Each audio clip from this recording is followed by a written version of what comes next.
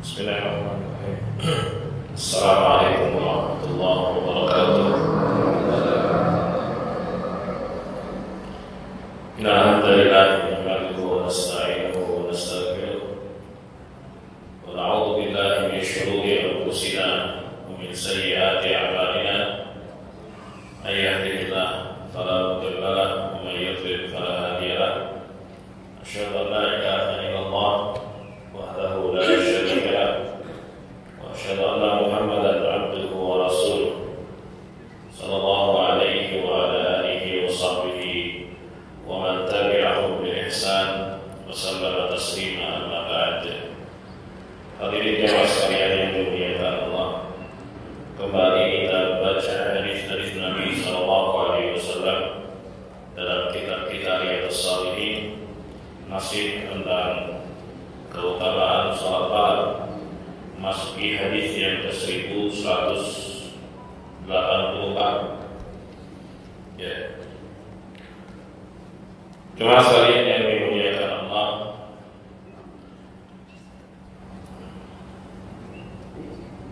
Al-Imam An-Nawawi rahimahullah berkata, wa an Jabir radhiyallahu anhu qala su'ila Rasulullah sallallahu alaihi wasallam ayyu salati afdal, qala tulul qunuti, rawahu Muslim. Wal muradu bil qunuti al-qiyam. Dan dari Jabir, semoga Allah meridainya, beliau berkata, Rasulullah sallallahu alaihi wasallam pernah ditanya, salat apa yang paling utama? Maka beliau mengatakan tulul qunut, yaitu yang lama berdirinya. Jadi semakin lama, semakin panjang, maka itu afdal. Dan salat semacam ini biasanya dilakukan sendirian di malam hari, baik, dan tidak dilakukan di saat sholat lima waktu. Karena Nabi Shallallahu Alaihi Wasallam memerintahkan kepada para imam untuk memperhatikan kondisi jamaah, maka mereka mengimami sesuai dengan jamaah yang paling lemah di antara mereka. Jadi tidak terlalu banyak, ya. Hadis yang kedua pagi ini, hadis yang ke-1185. Qala rahimahullah wa Abdullah bin Amr bin As radhiyallahu anhuma anna Rasulullah sallallahu alaihi wasallam qala ahabbus salati ila Allah salatu Daud.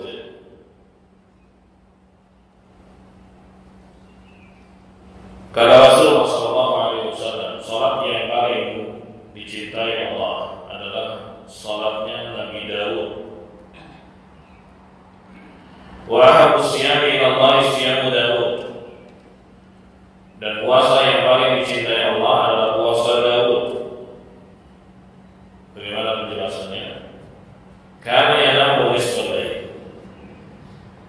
Daud alaihissalam itu tidur di pertengahan atau pertengahan malam pertama.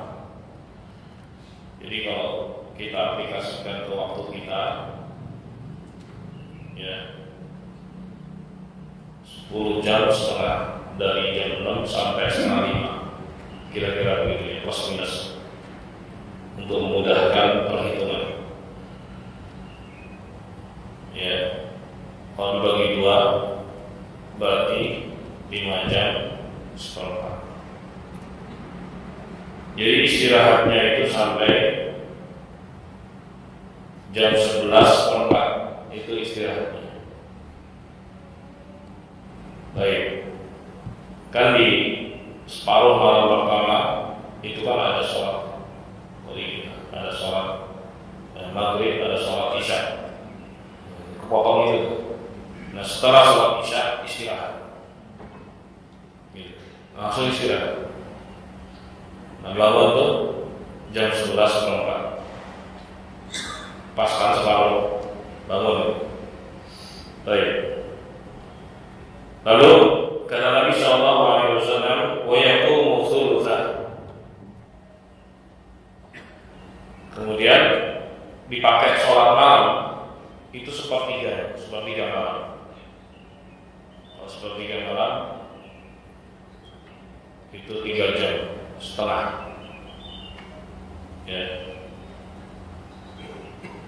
ya kan? 3 jam setengah. Baik.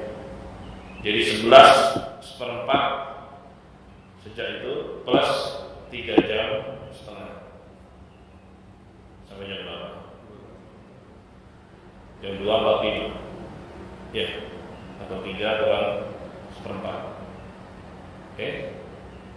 Lalu Nabi SAW mengatakan wa yanamu sudusan, dan sisanya itu 1/6 dipakai istirahat apa?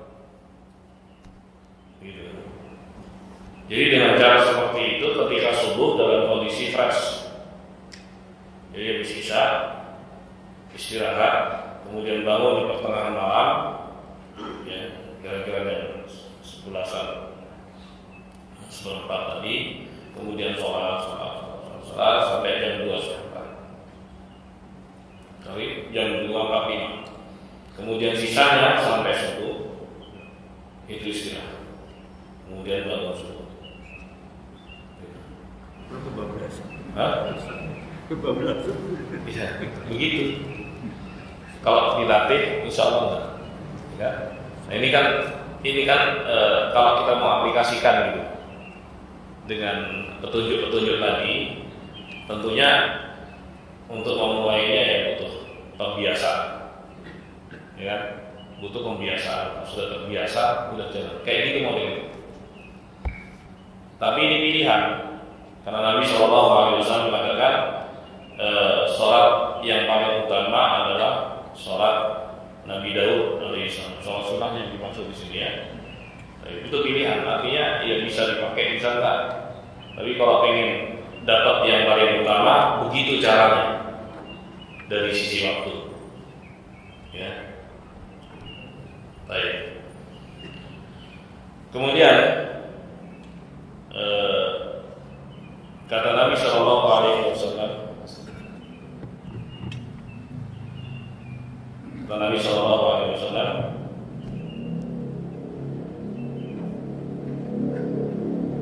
wa yasumu yawman wa yuftiru yawman, puasa sehari dan berbuka sehari. Begitu cara puasa Nabiullah Daud alaihissalam. Jadi sholat yang paling utama sholatnya Daud, puasa yang paling utama puasanya Daud. Ini dalam hal mustahabat, ya, ibadah-ibadah sunnah. Nah puasa Daud ini pengerjaannya seumur hidup. Begitu yang dipraktekkan oleh sahabat Abdullah bin Amr bin As. Jadi ketika datang kepada Nabi SAW, ya, ingin puasa selamanya, Nabi melarang. Jangan begitu. Udah puasa sehari, tidur 2 hari, masih kuat. Puasa sehari, tidur sehari, masih kuat. Gak ada yang lebih afdal dari puasa tersebut. Kemudian Abdullah mengerjakan puasa itu sampai tua.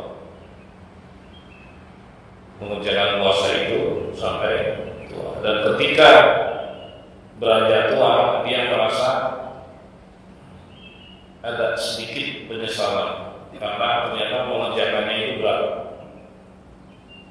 Duhai, seandainya aku menerima rukhsah dari Nabi SAW dahulu, Ya.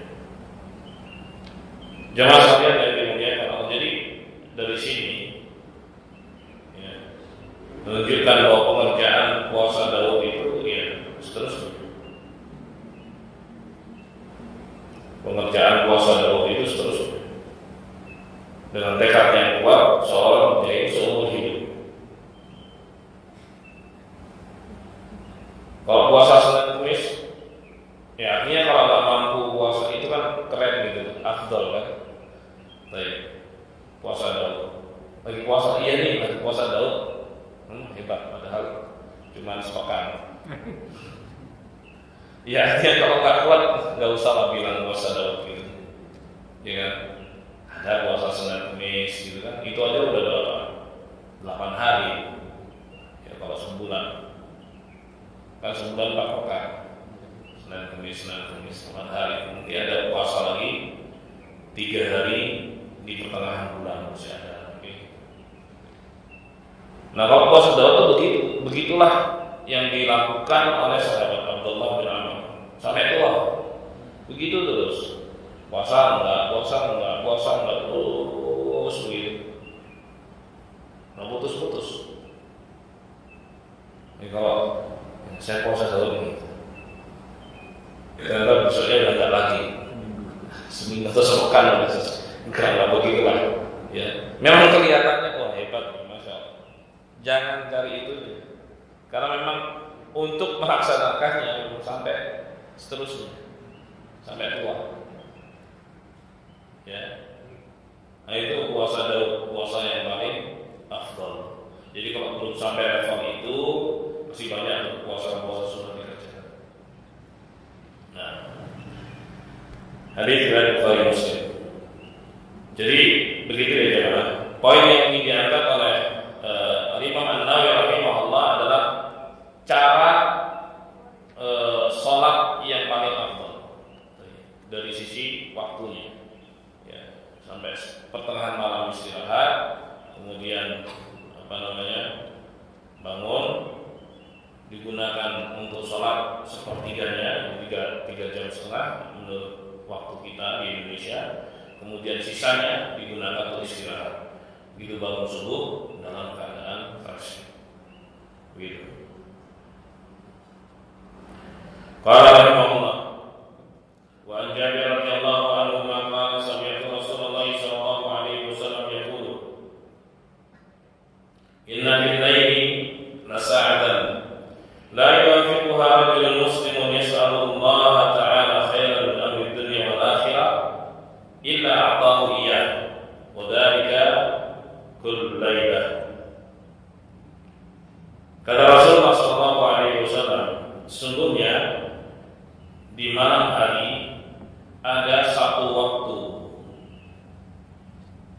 di mana tidaklah bertepatan seorang muslim berdoa meminta kepada Allah Subhanahu wa taala untuk kebaikan dunia dan akhirat, melainkan pasti dikasih oleh Allah. Dan itu ada di setiap malam. Diriwayatkan oleh Muslim di dalam Sahihnya. Baik.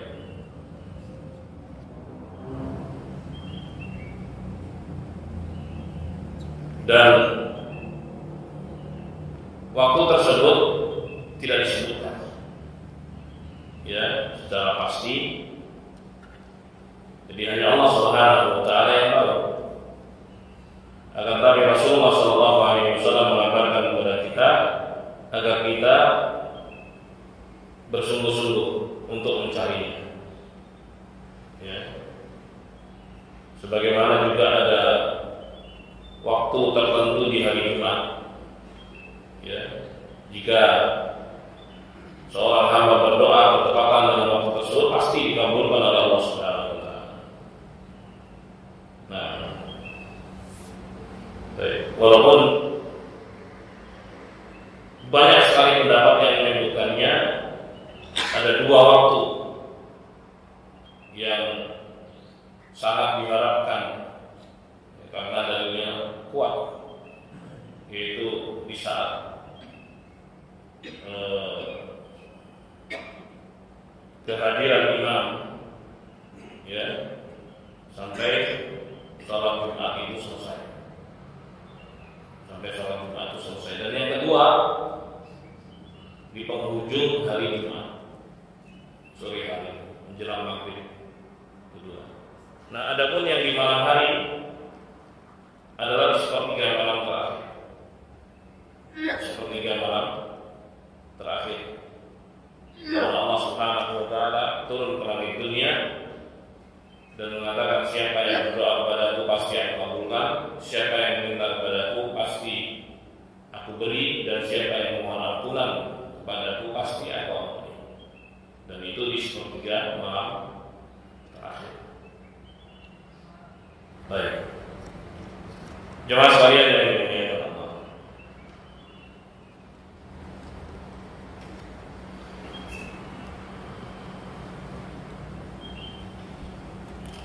kemudian hadis berikutnya, wa an Abi Hurairah radhiyallahu anhu anna Nabiy sallallahu alaihi wasallam qala idza qama ahadukum min al-lail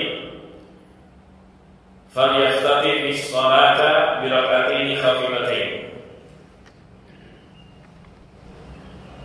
Kata Nabi sallallahu alaihi wasallam, apabila salah seorang kalian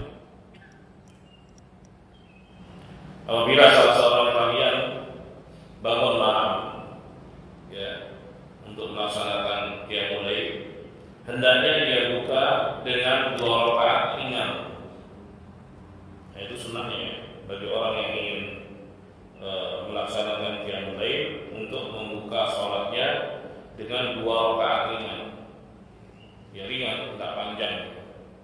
Kan umumnya sholat malam itu panjang, ini ringan saja, gitu.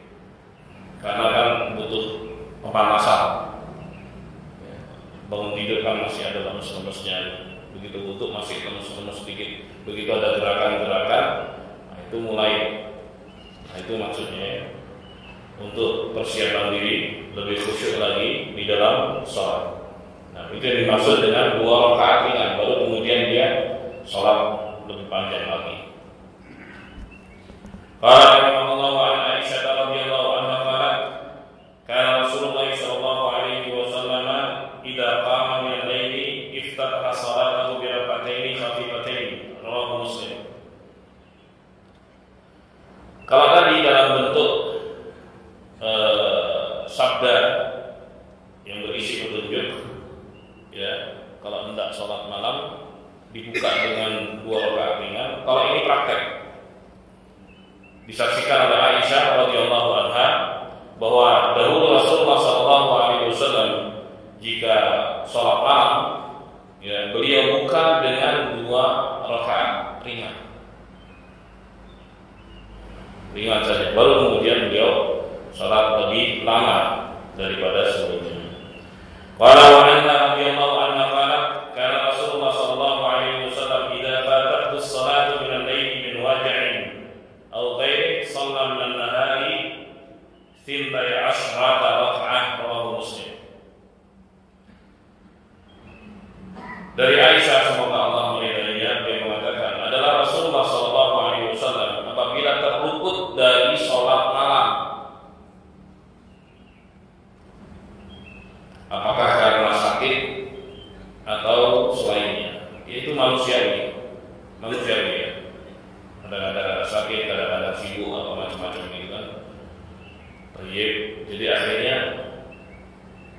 nggak sempat bangun, luput lah. Dia bangunnya subuh, berarti sholat malamnya lewat, kan begitu.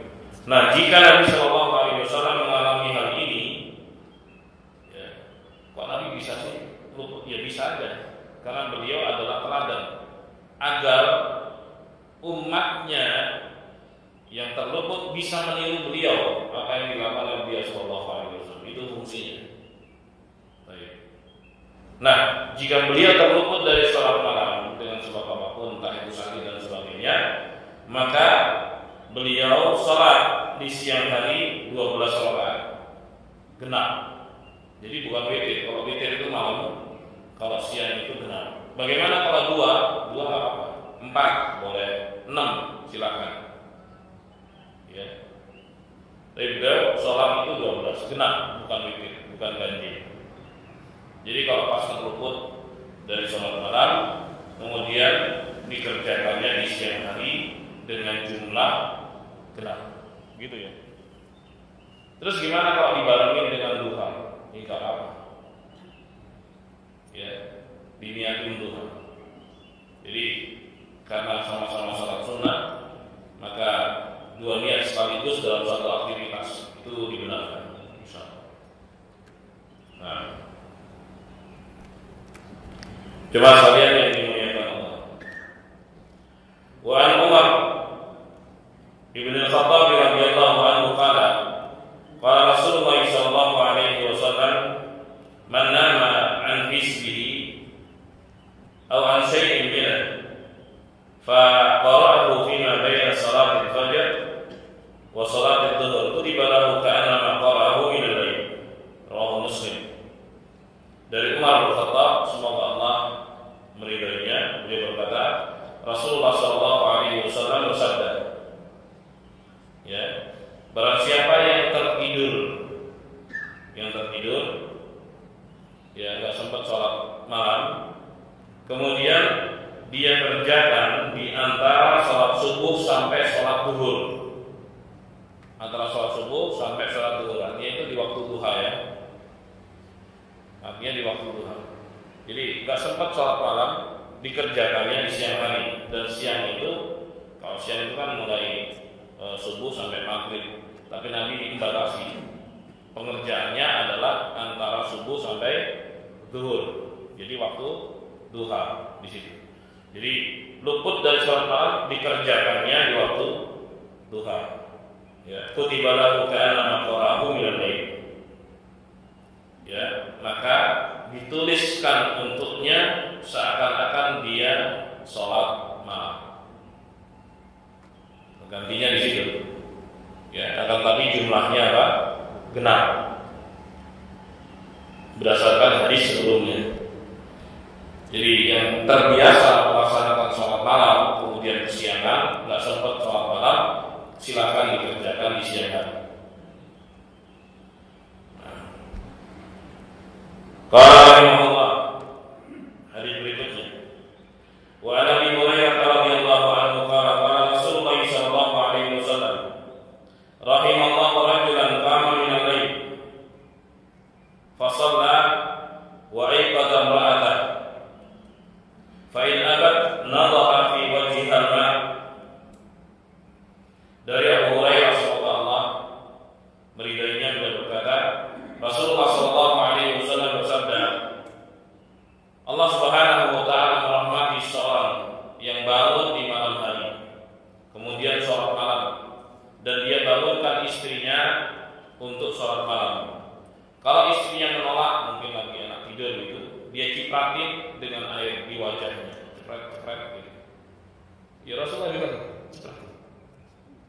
Itu disayang sama Allah. Orang kayak gini itu disayang sama Allah. Ya, istrinya nggak boleh marah. Kalau marah kasih tahu nih hadis. Saya disayang Allah, nyipratin kamu gitu. Gitu. Tujuannya supaya bangun nih. Supaya bangun. Bangun apa? Untuk sholat juga. Kan poinnya itu. Ya, poinnya itu. Kemudian Nabi mengatakan rahimallahu imra'atan qamat min al-lail fa shallat. Allah Subhanahu wa taala merahmati seorang wanita yang bangun di malam hari kemudian sholat. Artinya bisa saja suami istri itu yang bangun, bisa suaminya dulu atau istrinya dulu. Ya, siapa yang duluan siap-siap sholat, bangunin yang lain. Gitu ya. Itu harus diniatkan bahwa dalam keluarga ya sama-sama beribadah kepada Allah Subhanahu wa taala, sama-sama patuh kepada Allah, sama-sama mendekat kepada Allah, yang akhirnya sama-sama masuk surga bareng-bareng. Nah, begitu caranya, ngajak-ngajak. Baik. Nah, wa aiqadat zawjaha, kemudian dia bangunkan suaminya. Fa in aba nadhat fi wajhihi al-ma. Kalau suaminya juga masih malas, ya menolak, cipratin air di wajah. Ya, cipratan sedikit. Karena kalau di cipratan air bisa untuk bangun. Hadis diriwayatkan Abu Daud dengan syarat yang sahih.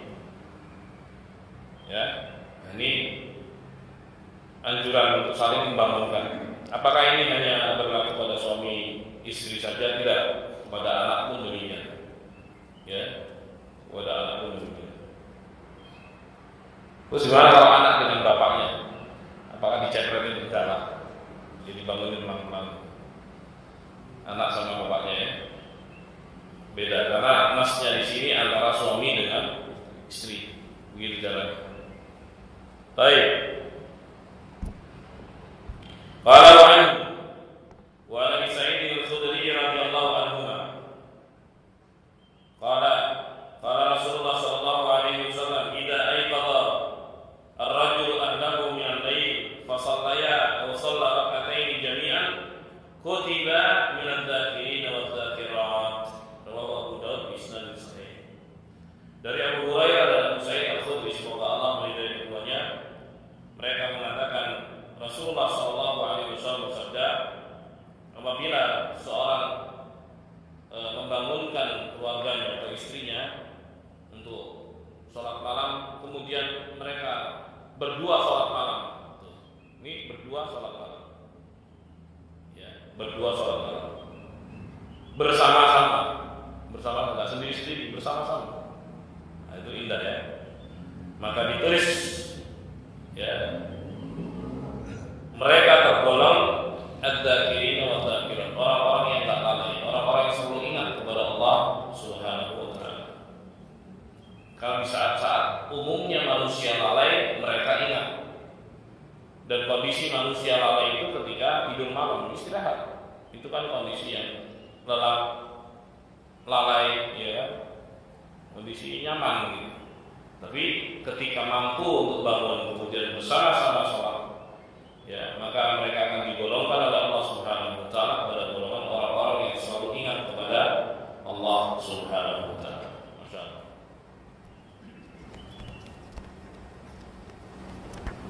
Baik. Hadis berikutnya. Wa Aisyah radhiyallahu anha, anna Nabiy sallallahu alaihi wasallam qala idza na'asa ahadukum fis shalah falyarqud hatta yadhhaba anhu an-nawm. Dari Aisyah semoga Allah meridainya, bahwa Nabi sallallahu alaihi wasallam pernah bersabda, apabila salah seorang kalian mengantuk, ya, di dalam salatnya, mengantuk di dalam salatnya, ngantuk ya, pusing, goyang gitu. Kata Nabi, tidur aja, malah disuruh tidur. Orang bangun nih, ya sesuai dengan waktu tadi kan, sepertiga malam terakhir atau seperti cara sholatnya Daud alaihissalam. Dia udah wudu, dia udah siap untuk sholat, masih goyang juga gitu, masih goyang juga. Kan nggak langsung hilang tuh, apa namanya, kantuk itu, nggak langsung goyang tuh. Udah begitu, masih kuat kantuknya. Kata Nabi Shallallahu Alaihi Wasallam, tidurin aja, buat tidur sampai hilang rasa kantuk.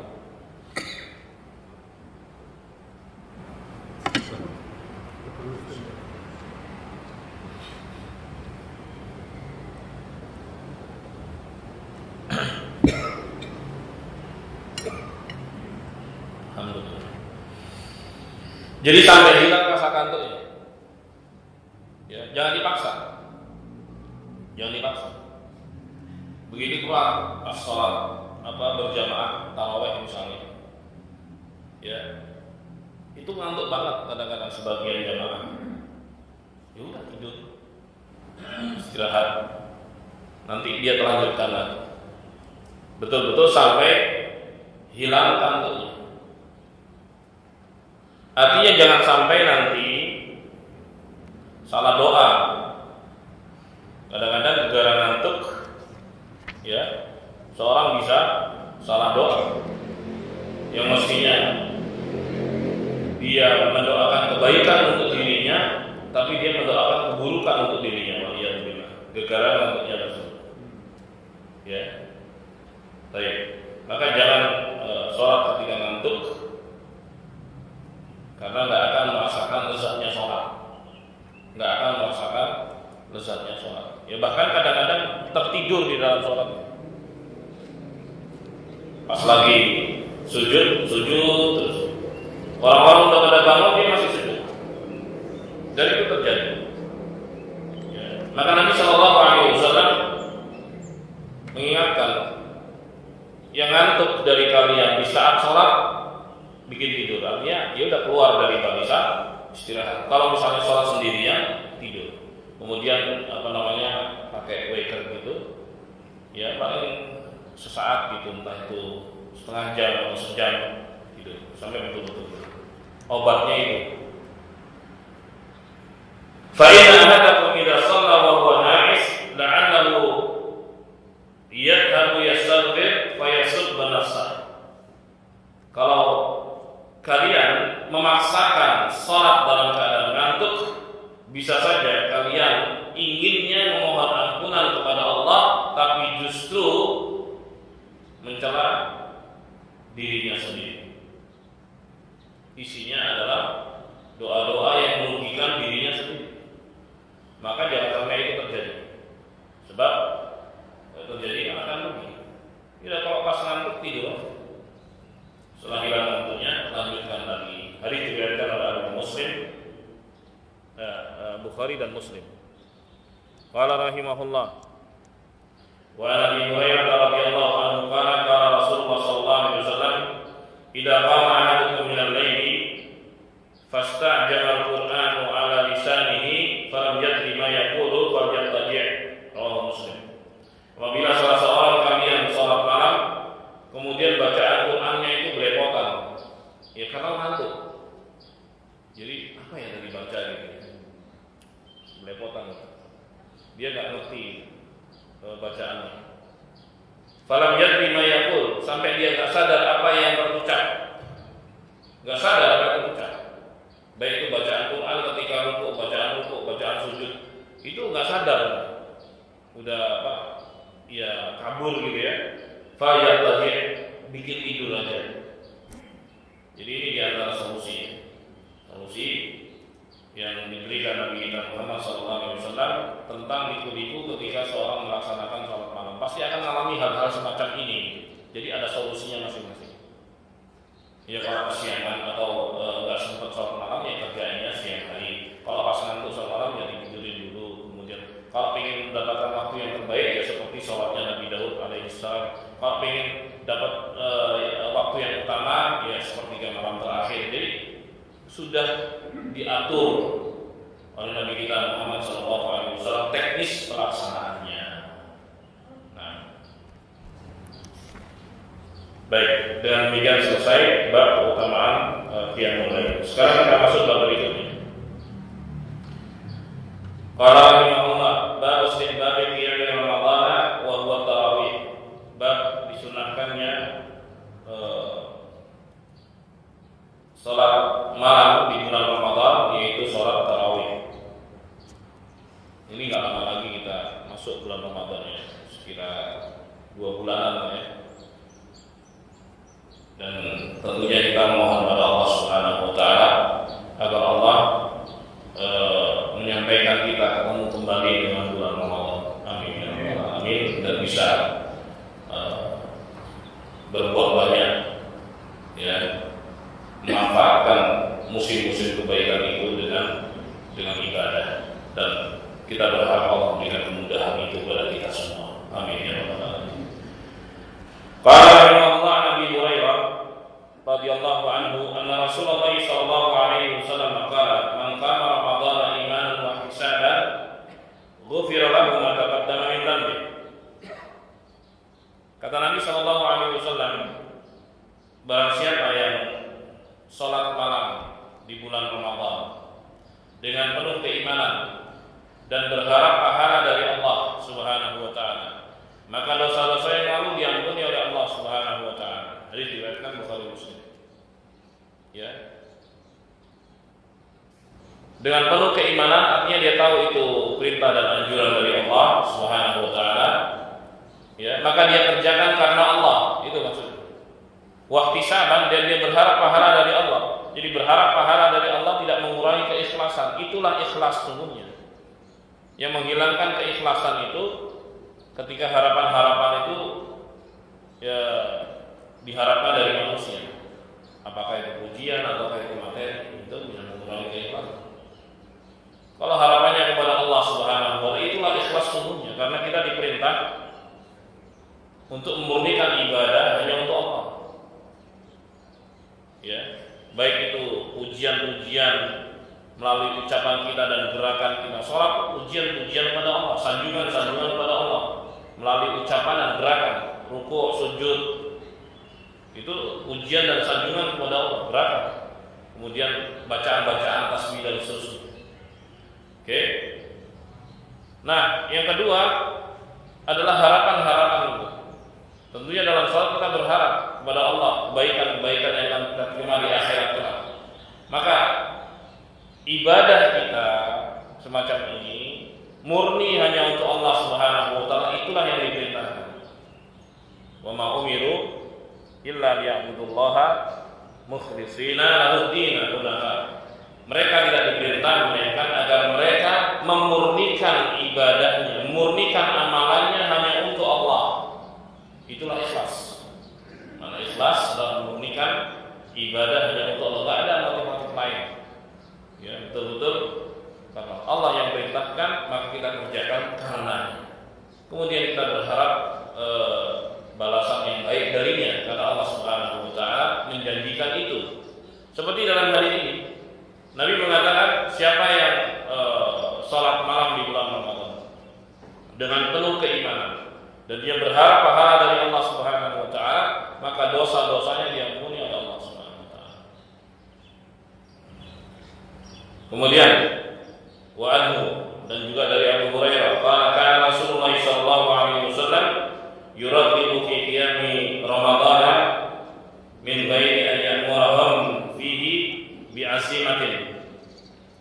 Dan dari Abu Hurairah, semoga Allah meridainya, adalah Nabi sallallahu alaihi wasallam memotivasi untuk melaksanakan salat malam di bulan Ramadan, yaitu tarawih, dan memerintahkan mereka, tapi tidak bersifat harus. Jadi sifatnya adalah sifat anjuran. Ya, kalau bersifat anjuran itu kategorinya sunnah. Dalam hal ini sunnah muakkadah.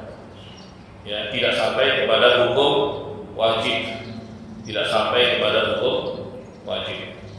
Baik.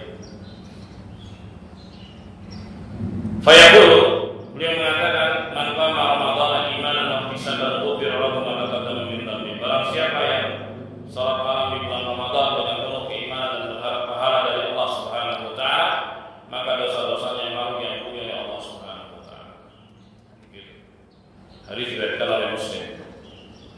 Jadi memang anjurannya pelaksanaan salat ini kan kategorinya qiyamul lail juga, tapi di bulan Ramadan.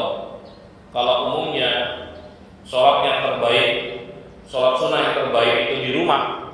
Nah, untuk Ramadan nggak begitu. Nabi mengerjakannya di masjid. Ini malam pertama, kedua, ketiga. Nah, baru kemudian absen. Kekhawatiran beliau dengan absennya itu, kekhawatiran beliau nanti sholat tarawih ini diwajibkan, maka beliau absen sehingga orang-orang sudah sholat sendiri-sendiri. Sempat tuh berjamaah.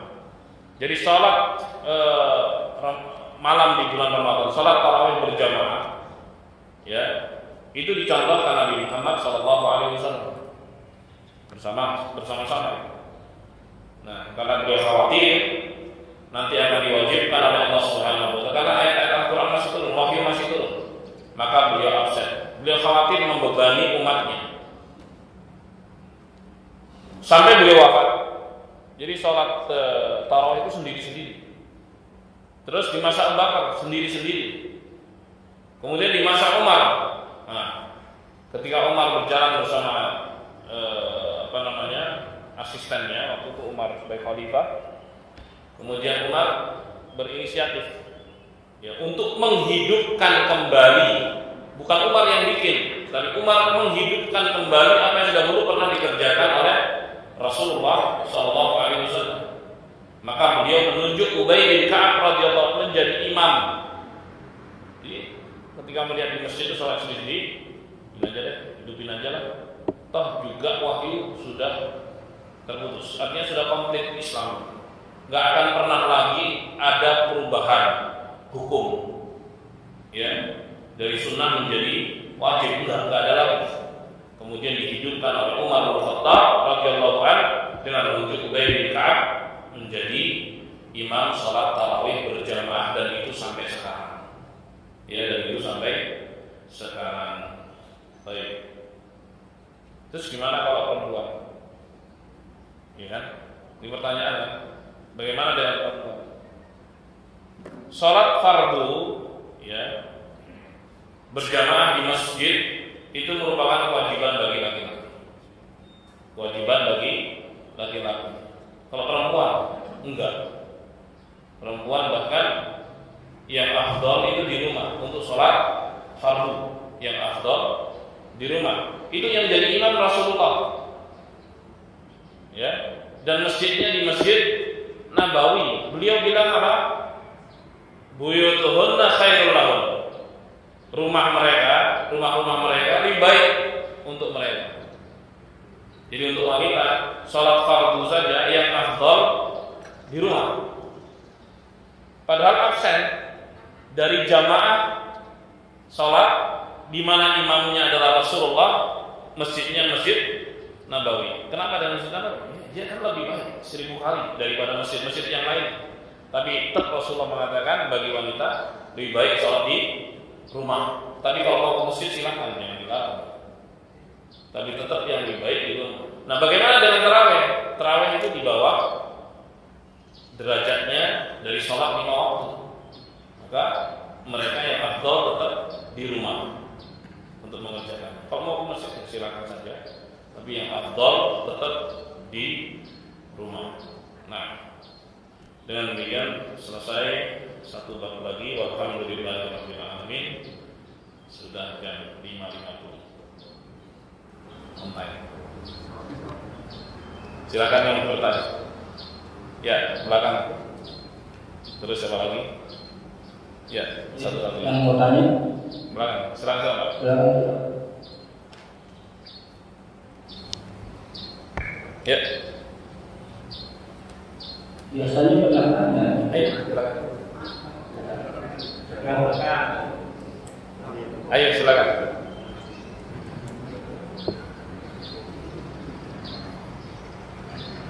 Assalamualaikum warahmatullahi wabarakatuh. Waalaikumsalam. Yang sholat malam di bulan Ramadan.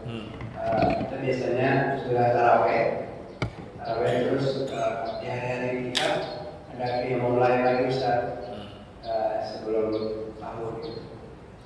Apakah ini kita lakukan pada kita sudah taraweh terus ikut lagi kayak mulai? Apakah ini nggak termasuk hal yang berlebihan Ustaz? Itu aja Ustaz. Ya. Assalamualaikum warahmatullahi wabarakatuh. Jemaah sekalian yang dimuliakan Allah, kalau seorang sudah sholat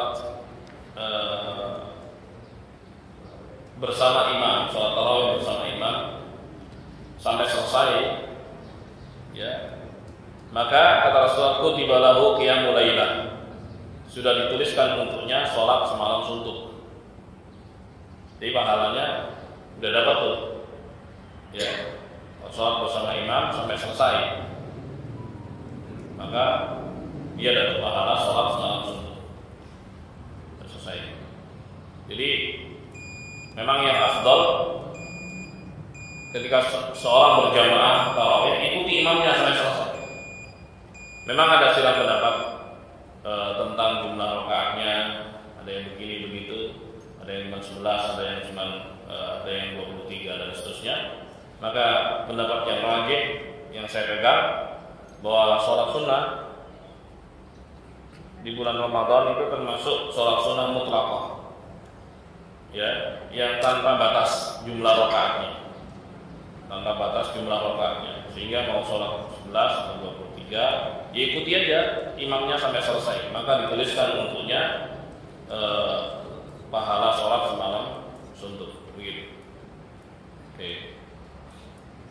Kalau kemudian dia istirahat, lalu di malam hari bangun, ya menjelang sahur bangun, pingin sholat lagi, ya pingin sholat lagi, boleh nggak? Jawabannya boleh, ya karena dia sudah witir, maka jangan witir lagi, itu caranya. Walaupun pernah dibahas juga kita lewati, ya Nabi mengatakan ij'alu akhir sholatikum bil laili witra. Jadikan sholat malam kalian terakhir itu adalah witir. Ya. Baik, itu bersifat anjuran dan itu yang terbaik begitu. Tapi kadang-kadang nggak bisa begitu. Sebagaimana wasiat Nabi Shallallahu Alaihi Wasallam kepada Abu Hurairah dan sahabat lainnya yang nggak percaya diri bisa bangun malam.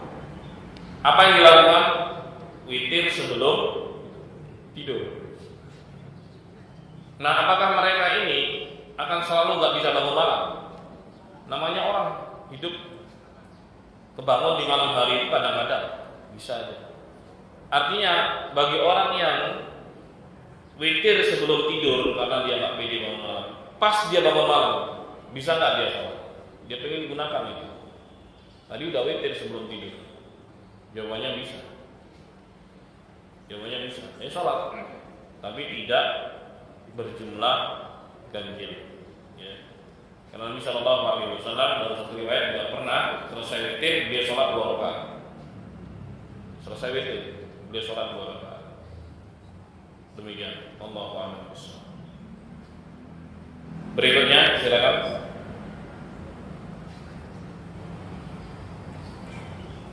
Silakan. Silakan Pak.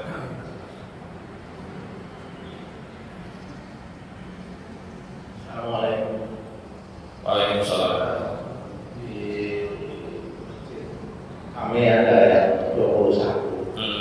Jadi kita kan ikut jam 11. Itu dengan hubungan dengan jadwal sholat sama suntuk. Kita kan ada mengerjakan 8 ya. Di tidaknya malam. Apa itu sudah termasuk jadwal sholat semalam suntuk? Enggak.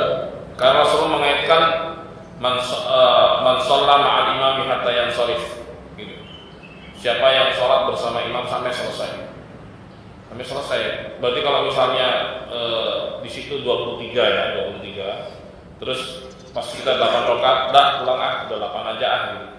Ya berarti ya enggak dapat.